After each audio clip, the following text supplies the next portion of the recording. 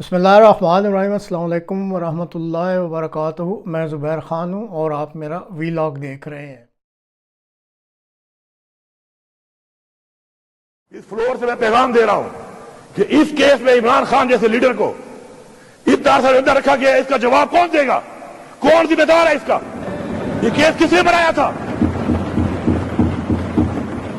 اگر اس ملک میں یہی چلے گا کہ آپ لوگ کسی کو بھی جیلی کیس میں اندر ڈال دو، اس کیس کا نہ سر ہو نہ پاؤں ہو، اور اس کے بعد وہ کیس اس طریقے سے ختم ہو جائے، تو ان لوگوں کو سزا دلا کے ہم دم لیں گے جنہوں نے اس کیس کو بنایا، اس کیس کو غلط موڑ دیا، اس کیس کے بارے میں غلط گواہیاں دی اور اس کیس کے بارے میں پوری قوم کو گمراہ کیا۔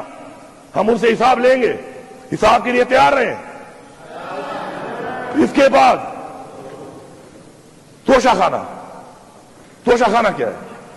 توشہ خانہ میں عمران خان صاحب نے گھڑی اگر لی ہے، یہ کہتے ہیں ایویلیویشن غلط ہوئی ہے اس کی۔ ایویلیویشن کرنے والا کون تھا؟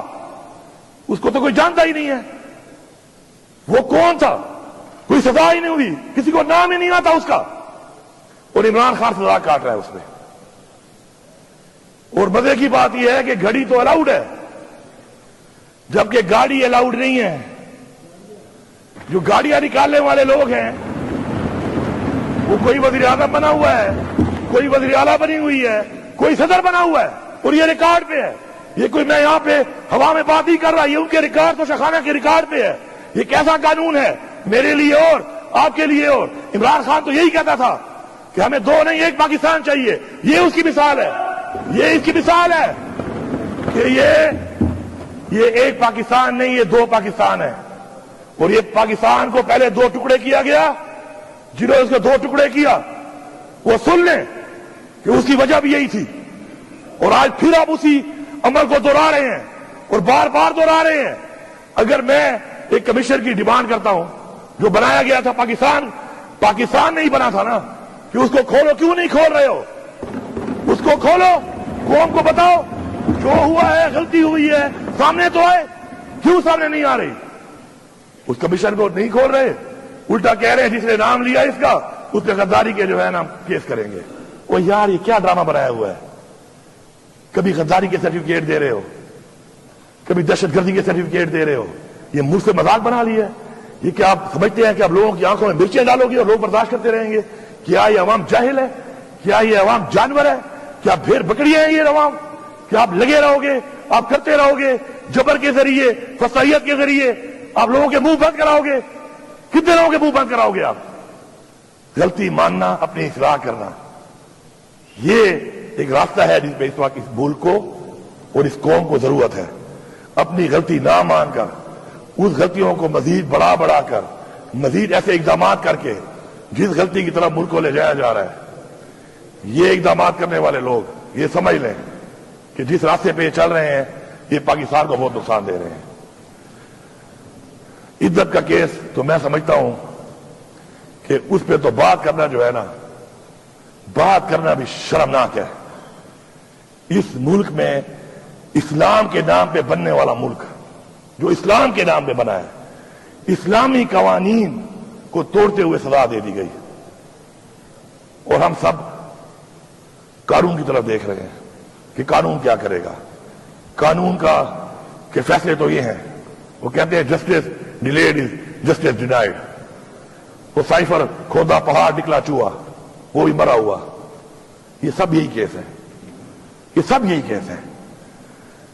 میں واضح طور پہ یہاں پہ کہہ رہا ہوں کہ ہماری برداشت کی حدیں ختم ہو چکی ہیں۔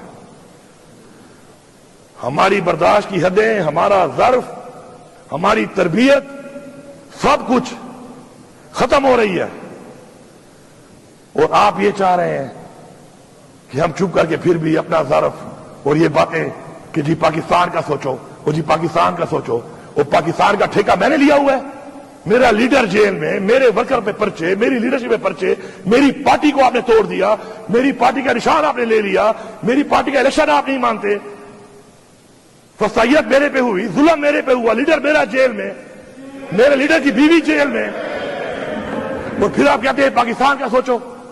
تو پاکستان کو تو ہم ہی سوچ رہے ہیں نا، پھر یہ کہہ دو کہ پاکستان کے سوچنے والے صرف تحریک انصاف والے ہیں، صرف عمران خان والے ہیں۔